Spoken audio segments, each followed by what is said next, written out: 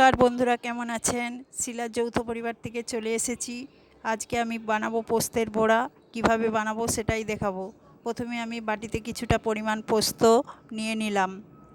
এবার এই পোস্তটা শিলনোড়াতে বেটে নেব এবং এই পোস্তটা খুব মিহি করে বাটবো না, আদা আদা করে বাটবো। এই কারণ আদা আদা বাটা পোস্তের বড়া খেতে খুব ভালো লাগে। আমার পোস্তটা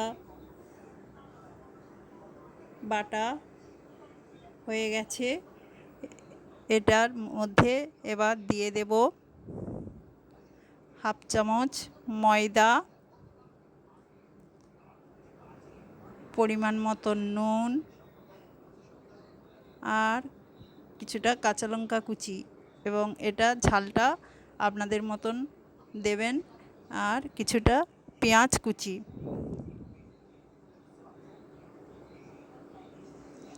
এবার চামচ দিয়ে এটাকে ভালো করে মেখে নেব।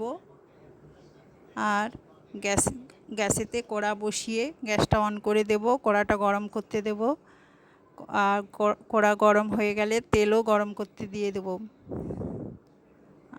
আর পোস্তটা আমার প্রায় মাখা হয়ে এসেছে। আর কড়া গরম হলেই